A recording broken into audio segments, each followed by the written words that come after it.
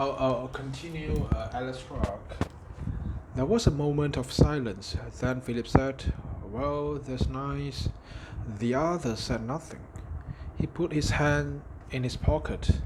When he touched it, the reality of the bracelet swept out everything else. He felt as he had felt when a liquid metal had poured through space before him. "I brought you a present, Lillian." He did not know that he stood straight and that the gesture of his arm was that of a returning crusader offering his trophy to his love when he dropped a small chain of metal into her lap.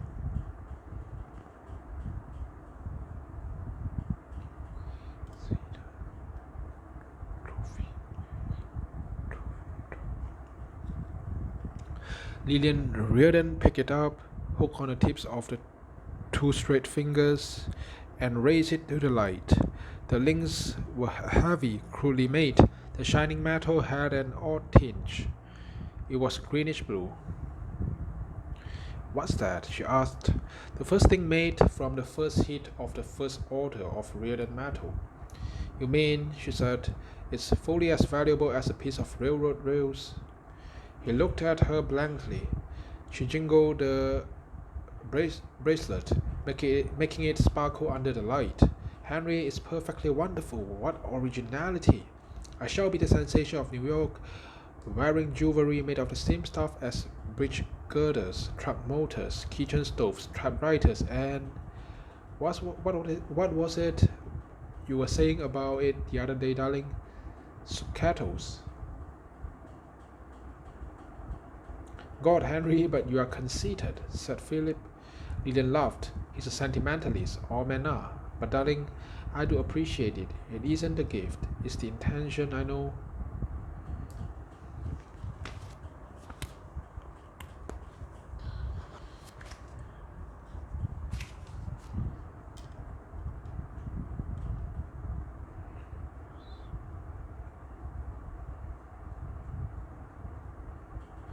"The intentions is plain selfishness, if you ask me," said Reardon's mother. "Another man would bring a diamond bracelet if he wanted to give his wife a present, because it's her pleasure he would think of, not his own. But Henry thinks that just because he has made a new kind of tin, why it's got to be more precious than diamonds to everybody, just because it's he that's made it. That's the way he has been since he was 5 years old, the most conceited brat you ever saw.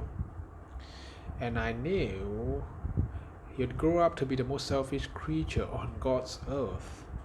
"No, it's sweet," said Lillian. "It's charming."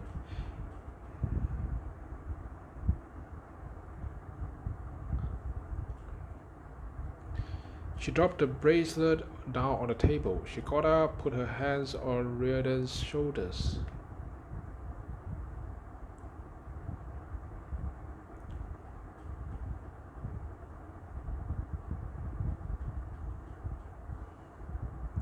And raising herself on tiptoe, kissed him on the cheek.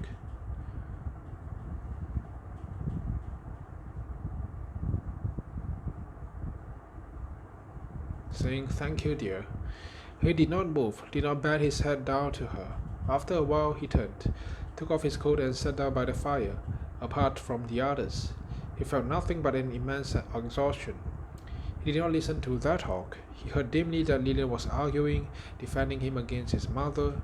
"I know him better than you do," his mother was saying. "Hank Reardon is not interested in man, beast, or wit unless it's tied in some way to himself and his work. That's all he cares about. I've tried my best to teach him some humility. I've tried all my life, but I've failed." He had offered his mother unlimited means to live as and where she pleased. He wondered why she had insisted that she wanted to live with him. His success, he had thought, meant something to her, and if it did, when it was a bond between them, the only kind of bond he recognized. If she wanted a place in the home of her successful son, he would not deny it to her. "It's no use hoping to make a saint out of Henry, mother," said Philip. "He wasn't meant to be one. Oh, but Philip, you are wrong, said Lillian. You are so wrong. Henry has all the makings of a saint. That's the trouble. What did they seek from him? Thought Reardon.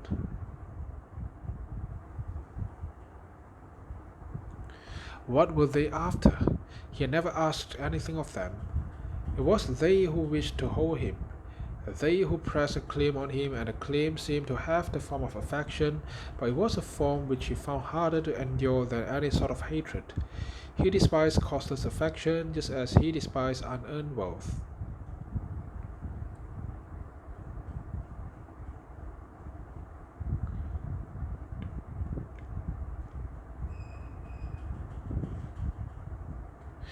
They professed to love him for some unknown reason, and they ignored all the things for which he could wish to be loved. He wondered what response they could hope to obtain from him in such manner.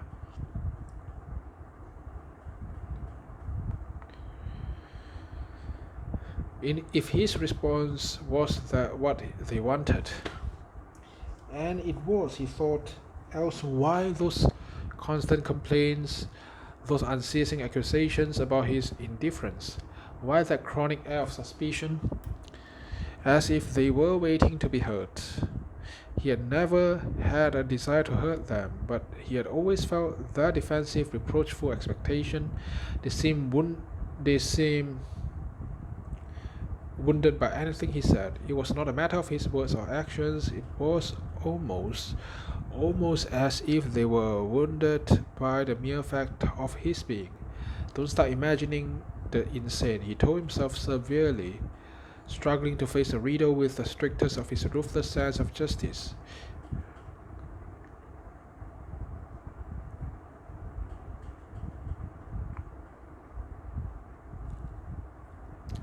He could not condemn them without understanding, and he could not understand. Did he like them? No, he thought. He had wanted to like them, which was not the same. He had wanted it in the name of some unstated potentiality which he had once expected to see in any human being. He felt nothing for them now, nothing but a merciless zero of indifference, not even the regret of a loss. Did he need any person as part of his life? Did he miss the feeling he had wanted to feel? No, he thought. Had he ever missed it? Yes, he thought, in his youth, not any longer. His sense of exhaustion was growing. He realized that it was boredom. He owed them the courtesy of hiding it, he thought, and sat motionless, fighting a desire for sleep that was turning into physical pain.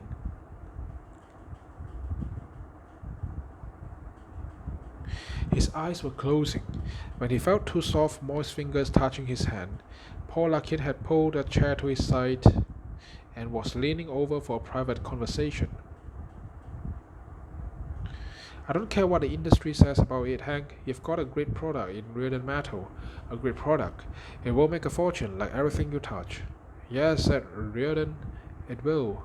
I just hope you don't run into trouble. What trouble? Oh, I don't know. The way things are nowadays, there's people who... But how can we tell? Anything can happen. What trouble? Larkin sat hunched.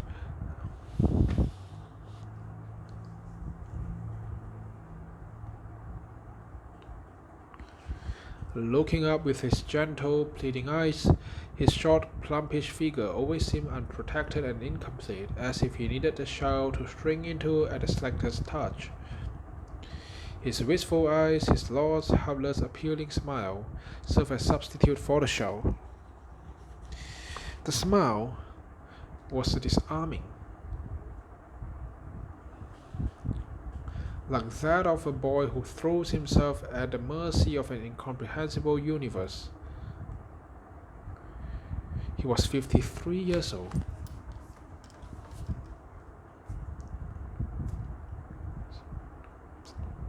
Your public relations aren't any too good, Hank, he said. You've always had a bad press. So what? You're not popular, Hank? I haven't had any complaints from my customers. That's not what I mean. You ought to hire yourself a good press agent to sell you to the public. What for? It's still that I'm selling. But you don't want to have the public against you. Public opinion, it can mean a lot. I don't think the public is against me. The public is against me. I don't think that it means a damn one way or another. The newspapers are against you. They have time to waste. I haven't. I don't like it, Hank. It's not good. What? What they write about you? What do they write about me? Well, the stuff that you are intractable, that you are ruthless, that you won't allow anyone any voice in the running of your mills. That your only goal is to make steel and to make money. But that is my only goal. But you shouldn't say it. Why not? Why is it I'm supposed to say? Oh, I don't know, but your mills. They are my mills, aren't they? Yes, but you shouldn't remind people of that too loudly. You know how it is nowadays. They think that your attitude is antisocial. I don't give a damn what they think. Paul Larkin sighed. What's the matter, Paul? What are you driving at? Nothing. Nothing in particular. Only one never knows what can happen in times like this. One has to be so careful. Riordan chuckled. You're not trying to worry about me, are you? It's just that I'm your friend, Hank. I'm your friend. You know how much I admire you. Paul Larkin had always been unlucky. Nothing he touched ever came off quite well. Nothing ever quite failed or succeeded. He was a businessman, but he could not manage to remain for long in any one line of business. At one moment, he was struggling with a modest plant that manufactured mining equipment. He had clung to Riordan for years in old admiration. He came for advice, he asked for loans at times, but not often. The loans were modest and were always repaid, though not always on time. His motive in the relationship seemed to resemble the need of an anemic person who receives a kind of living transfusion from the mere sight of a savagely overabundant vitality.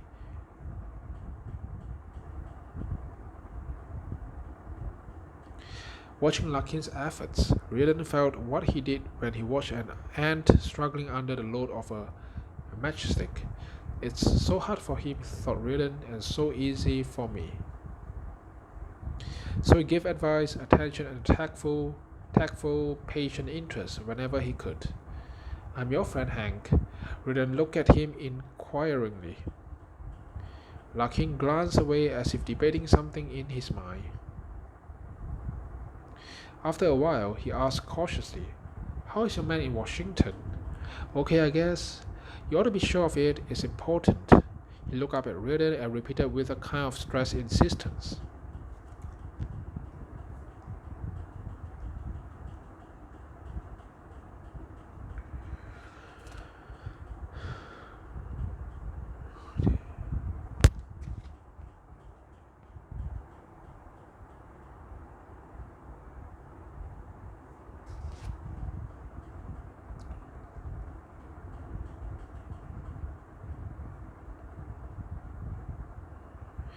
As if discharging a painful moral duty. Hank is very, very important.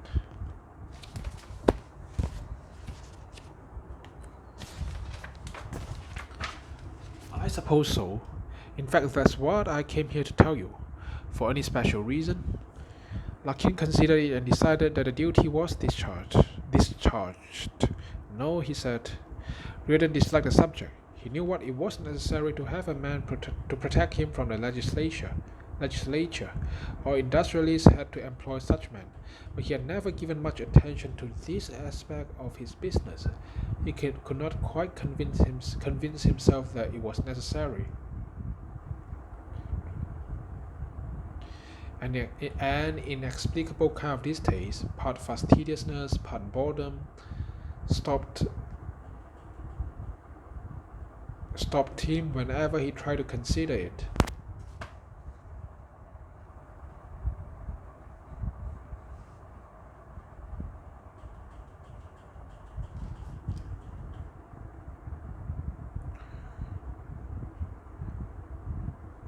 Trouble is, Paul, he said, thinking out loud, that the man one has to pick for that job are such a crummy lot. Larkin looked away. That's life, he said. Damn, if I see why, can I tell me what's wrong with the world? Lucky struck sadly. Why ask useless questions? How deep is the ocean? How high is the sky? Who is John Galt? Riordan sat up straight. No, he said sharply. No, there's no reason to feel that way.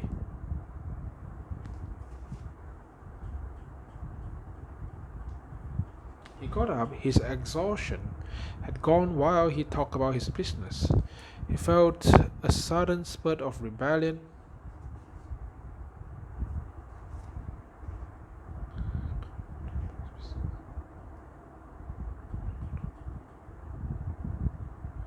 A need to recapture and defiantly to reassert his own view of existence, that sense of it which he had held while walking home tonight and which now seemed threatened in some nameless manner.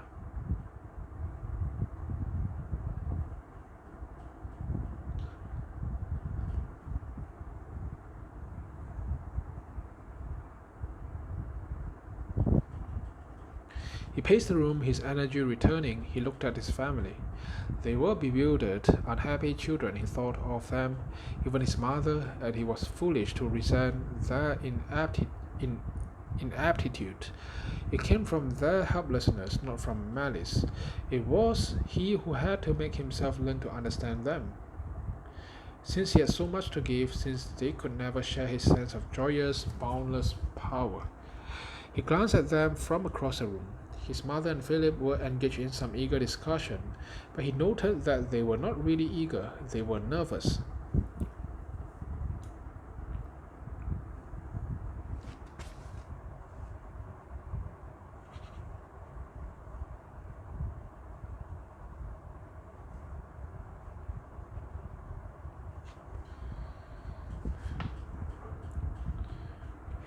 They were nervous. Philip sat in a low chair, his stomach forward, his weight on his shoulder blades, as if the miserable discomfort of his position were intended to punish the onlookers.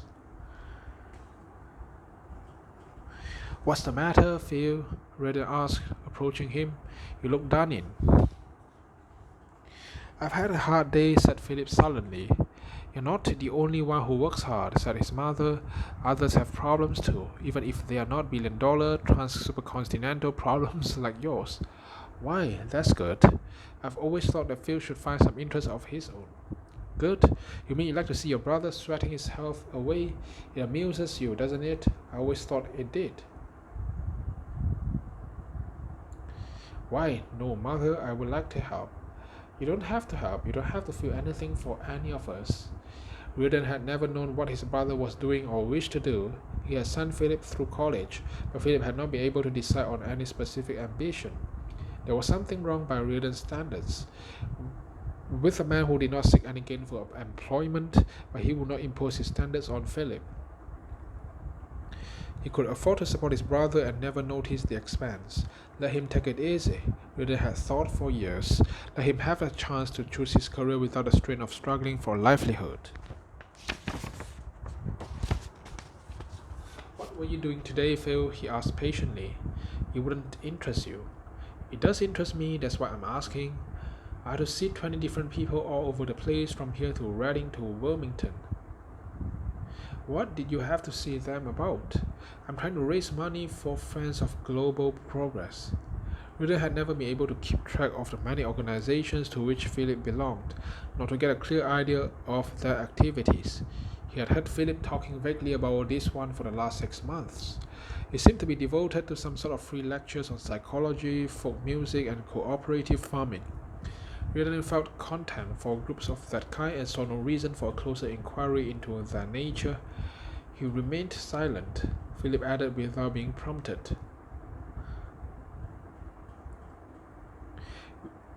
We need $10,000 for a vital program, but it's a martyr's task. Trying to raise money, there's not a speck of social conscience left in people. Oh, I sense. Okay, oh my god, this novel, I sense some sort of a sense that the plot is starting to berate the left-wing ideology. When I think of the kind of bloated money bags I saw today, why they spend more than that on any whim, but couldn't squeeze just $100 a piece out of them, which was all I asked. They have no sense of moral duty. No, what are you laughing at? He asked sharply. Riordan stood before him, grinning. It was so childishly blatant, thought Riordan, so helplessly crude. The hint and the insult, offered together. It would be so easy to squash Philip by returning the insult, he thought, by returning an insult which would be deadly because it would be true. That he could not bring himself to utter it.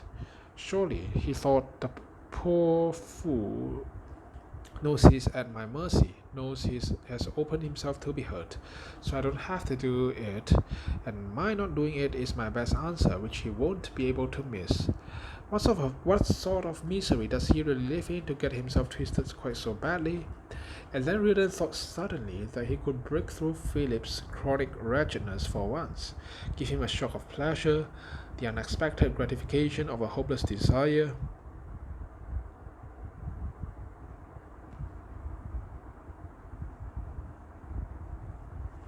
He thought, what do I care about the nature of his desire? It's his, just as Riordan's matter was mine. It must mean to him what that meant to me. Let's see him happy just once. It might teach him something. Didn't I say that happiness is the agent of purification?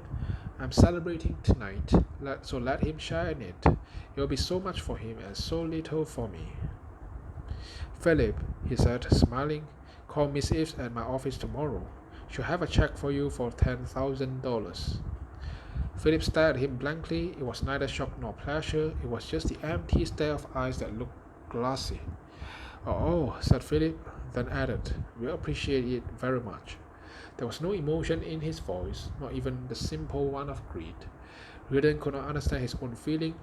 It was as if something leaden and empty were collapsing within him. He felt both the weight and the emptiness together. He knew it was a disappointment, but he wondered why it was so grey and ugly. It's very nice of you, Henry, Philip said dryly. I'm surprised. I didn't expect it of you. Don't you understand it, Phil?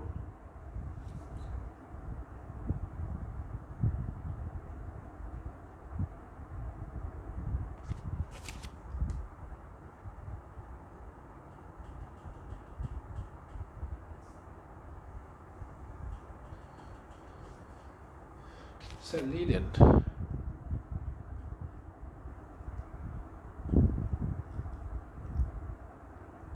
Her voice peculiarly clear and loud. Henry has poured his metal today. She turned to Riordan. Shall we declare it a national holiday, darling? You're a good man, Henry, said his mother, and added, but not often enough. Riordan stood looking at Philip as if waiting. Philip looked away, then raised his eyes and held Riordan's glance as if engaged in a scrutiny of his own. You don't really care about helping the underprivileged, do you? Philip asked, and Riordan heard, unable to believe it, that the tone of his voice was reproachful.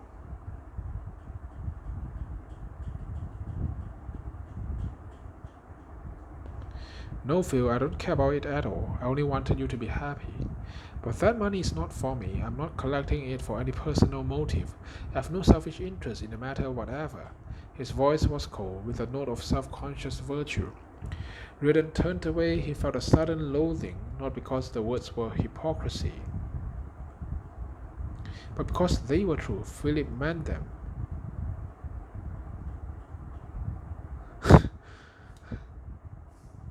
By the way, Henry, Philip added, do you mind if I ask you to have Miss Eves give me the money in cash? Riordan turned back to him, puzzled. You see, Friends of Global Progress are a very progressive group, and they have always maintained that you represent the blackest element of social retrogression of the country.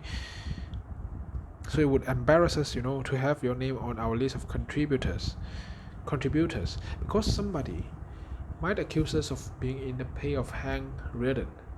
He wanted to slap Philip's face, but an almost unendurable contempt made him close his eyes. Instead, all right, he said quietly, you can have it in cash. He walked away to the farthest window of the room and stood looking at the glow of the mills in the distance. He heard Larkin's voice crying after him. "Damn it, Hank, you shouldn't have given it to him." Then Lillian's voice came, cold and grey. "But you're wrong, Paul, you are so wrong. What would happen to Henry's vanity if he didn't have us to throw arms to? What would become of his strength if he didn't have weaker people to dominate?"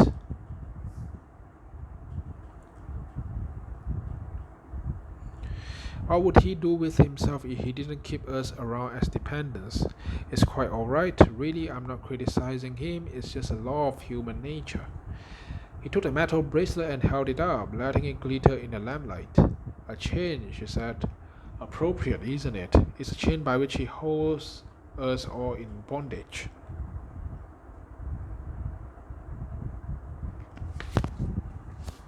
Chapter 3: The Top and the Bottom. The ceiling was that of a cellar, so heavy and low that people stooped when crossing the room, as if the weight of the vaulting rested on their shoulders. The circular booths of dark red leather were built into walls of stone that looked eaten by age and dampness. There were no windows, only patches of blue light shooting from dents in the masonry. The dead blue light proper for use in blackouts. The place was entered by way of narrow steps that led down as if descending deep under the ground. This was the most expensive barroom in New York, and it was built on the roof of a skyscraper.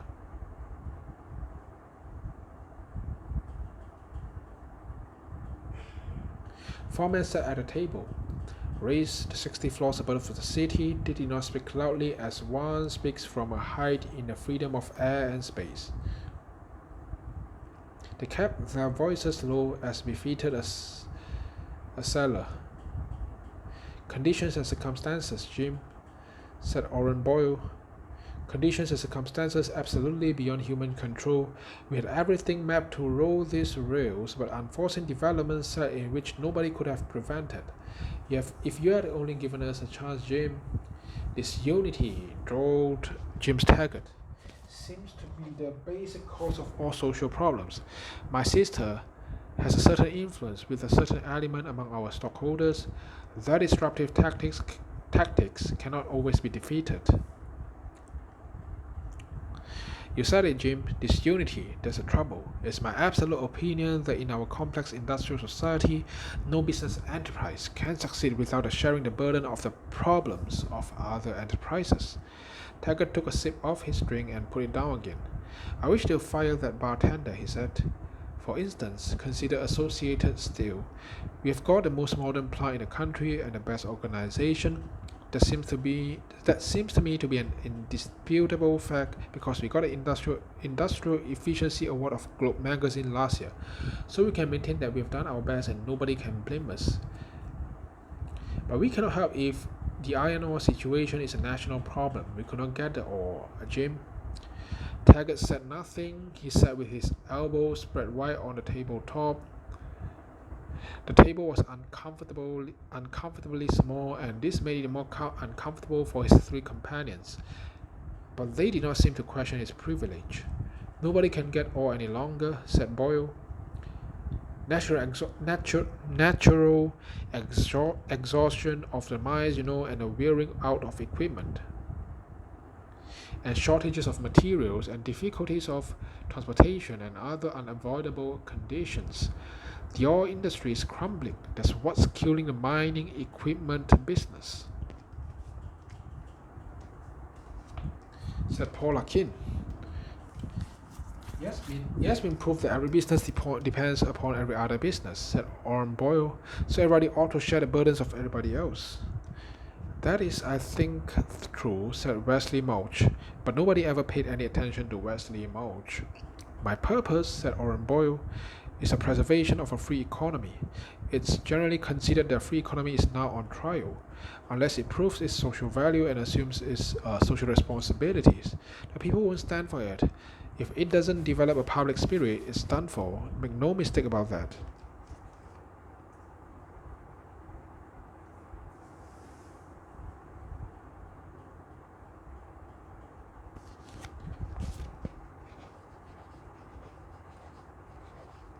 Oran Boyle had appeared from nowhere 5 years ago and had since made the cover of every national news magazine. He had started out with $100,000 of his own and a $200 million loan from the government. 200 million.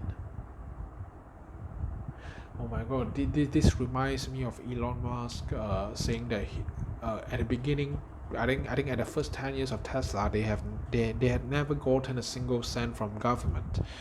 It's all private loan. Now he had an enormous concern which had swallowed many smaller companies. This proved, he liked to say, that individual ability still had a chance to succeed in the world. The only justification of private property, said Oran Boyle, is public service. That is, I think, indubitable, said Wesley Mauch. Oran Boyle made a noise, swallowing his liquor. He was a large man with big, virile gestures. Everything about his person was loudly full of life, except the small black slits of his eyes.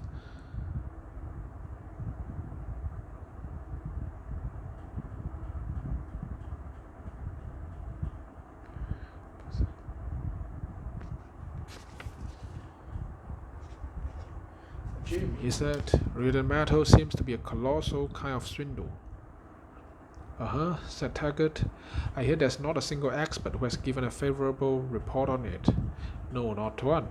We've been improving steel rails for generations and increasing their weight. Now, is it true that these real metal rails are to be lighter than the cheapest grade of steel? That's right, said Taggart. Lighter. But it's ridiculous, Jim. It's physically impossible. For your heavy-duty, high-speed mainline track. That's right, but you are just inviting disaster. My sister is. Taggart made the stem of his glass whirl slowly between two fingers. There was a moment of silence. The National Council of Metal Industries, said Oran Boyle, passed a resolution to appoint a committee to study the question of rare earth metal, inasmuch as its use may be an actual public hazard. That is, in my opinion, why, said Wesley Mauch. When everybody agrees, Taggart's voice suddenly went shrill. When people are unanimous, how does one man dare to dissent? By what right? That's what I want to know. By what right? Boyle's eyes darted to Taggart's face. But the dim light of the room made it impossible to see faces clearly. He saw only a pale, bluish smear.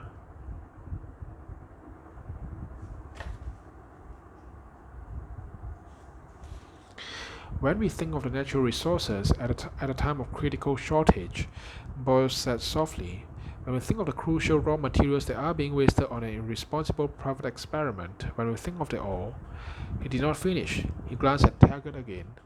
But Taggart seemed to know that Boyle was waiting and to find the silence enjoyable. The public has a vital stake in natural resources, Jim, such as iron ore. The public can remain indifferent to reckless, selfish waste by an antisocial individual. After all, private property is a trusteeship held for the benefit of society as a whole.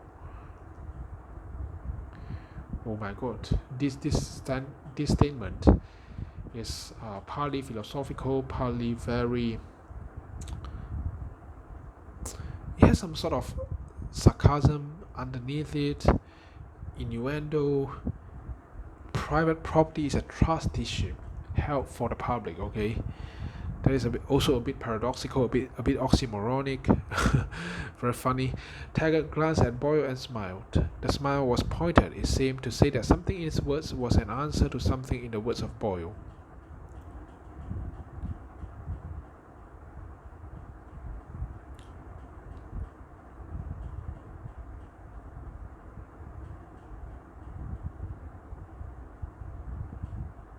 The liquor they serve here is real. I suppose that's the price we have to pay for not being crowded by all kinds of rabble. But I do wish they recognize that they are dealing with experts. Since I hold the purse strings, I expect to get my money's worth and at my pleasure.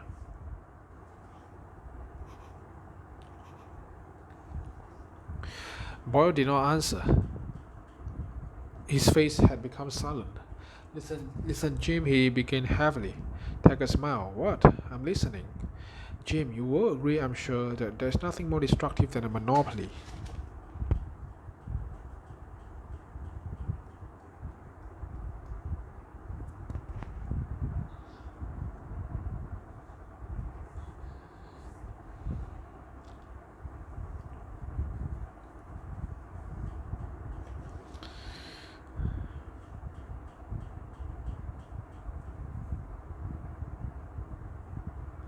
Yes, said Taggart. On the other, there's the blight of unbridled competition.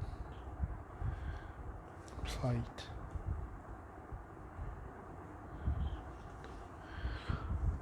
That's true, that's very true. The proper cause is always, in my opinion, in the middle.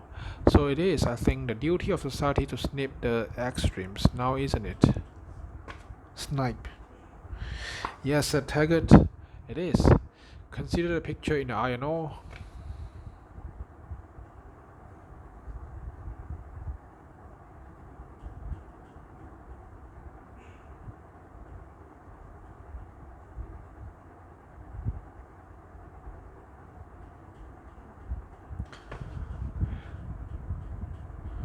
Iron ore business, the national output seems to be falling at an ungodly rate. It threatens the existence of the whole steel industry. Steel mills are shutting down all over the country. There's only one mining company that's lucky enough to not to be affected by the general conditions. Its output seems to be plentiful and always available on schedule. But who gets the benefit of it? Nobody except its owner. Would you say that that's fair? No, said Taggart, it isn't fair. Most of us don't own iron mines. How can we compete with a man who has got a corner on God's natural resources? Is there any wonder that he can always deliver steel while we have to struggle and wait and lose our customers and go out of business? Is it in the public interest to let one man destroy an entire industry? No, said Taggart, it isn't. It seems to me that national policy ought to be aimed at the objective of giving everybody a chance at his fair share of iron ore, with a view toward the preservation of the industry as a whole. Don't you think so?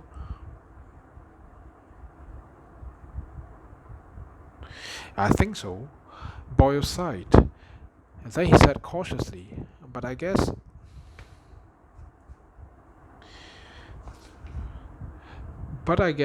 there aren't many people.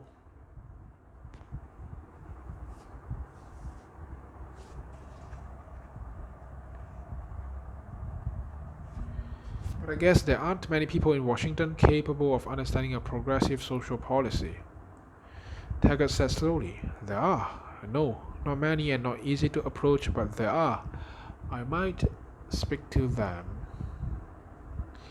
Boyle picked up his drink and swallowed it in one gulp, as if he had heard all he wanted to hear. Speaking of progressive policies, Orrin, said Taggart, you might ask yourself whether at a time of transportation shortages, when so many railroads are going bankrupt and large areas are left without rail service, whether it is in the public interest to tolerate wasteful duplication of services and the destructive dog-eat-dog competition of newcomers in territories where established companies have historical priority. Well now, said Boyle pleasantly, that seems to be an interesting question to consider. I might discuss it with a few friends in the National Alliance of Railroads. Friendships, said Taggart in the tone of an idle abstraction, are more valuable than gold. Unexpectedly, he turned to Larkin. Don't you think so, Paul? Why, yes, said Larkin, astonished. Yes, of course. I'm counting on yours. Huh? I'm counting on your many friendships. They all seemed to know why Larkin did not answer at once. His shoulders seemed to shrink down, closer to the table. If everybody could poll for a common purpose, then nobody would have to be hurt, he cried suddenly, in a tone of incongruous despair. He saw Taggart watching him and added, pleading, I wish we didn't have to hurt anybody.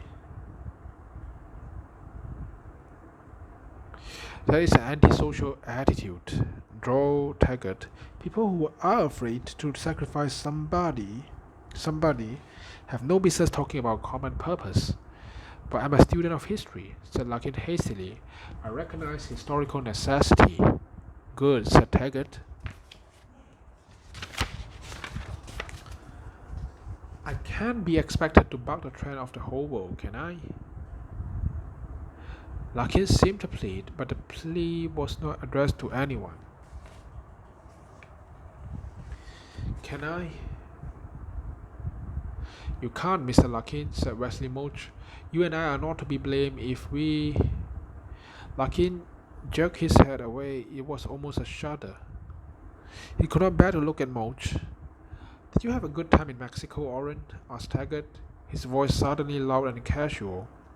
All of them seemed to know that the purpose of their meeting was accomplished and whatever they had come here to understand was understood. A wonderful place, Mexico, Boyle answered cheerfully. Very stimulating and thought-provoking. The food rations are somewhat awful, although I got sick, but they're working mighty hard to put the country on its feet. How are things going down there? Pretty splendid, it seems to me. Pretty splendid. Right at the moment, however, they are. But then, what they are aiming at is the future. The People's State of Mexico has a great future. They'll beat us all in a few years. Do you go down to the San Sebastian mines?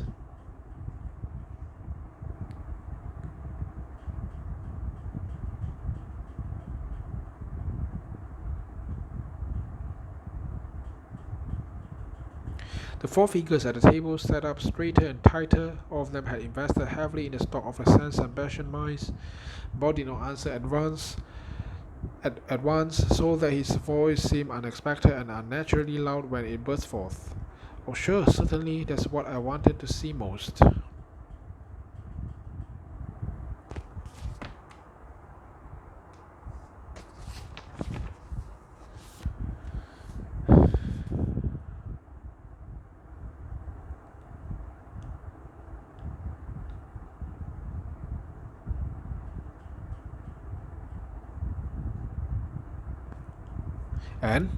And what? How are things going? Great, great. They must certainly have the biggest deposits of copper on Earth, down inside the mountain.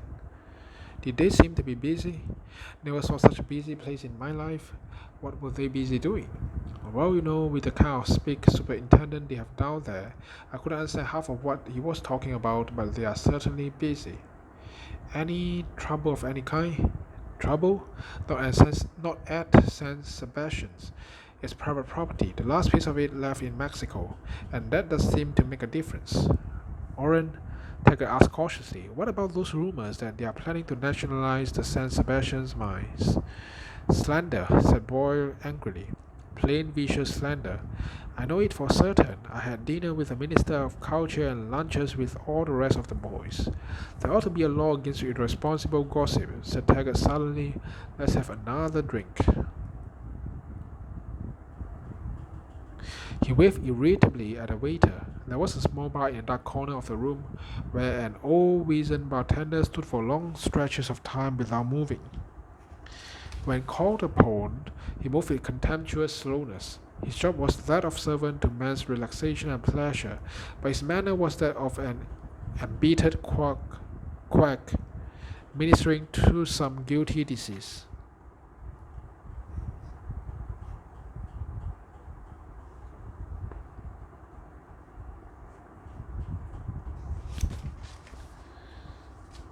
The four men sat in silence until the waiter returned with their drinks.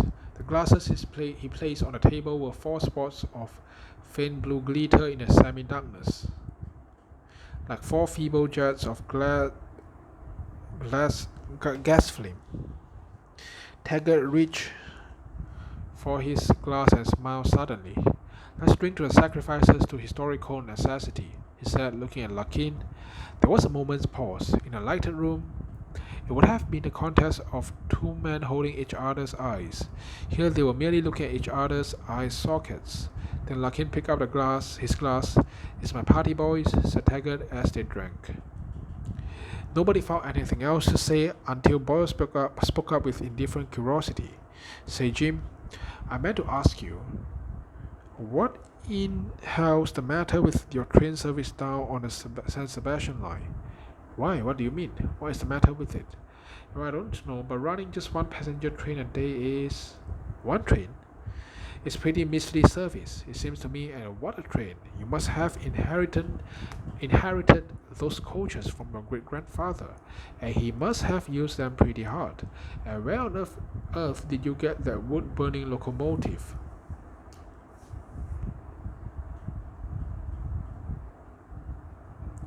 Wood burning? That's what I said. Wood burning. I never saw one before, except in photographs. What museum did you drag it out of? Now don't act as if you didn't know. Just tell me what's the gag. Yes, of course I knew it, said Taggart hastily. It was just. You just happened to choose the one week when we had a little trouble with our motive power. Our new engines are on order, but there's been a slight delay. You know what a problem we are having with the manufactured locomotives, but it's only temporary.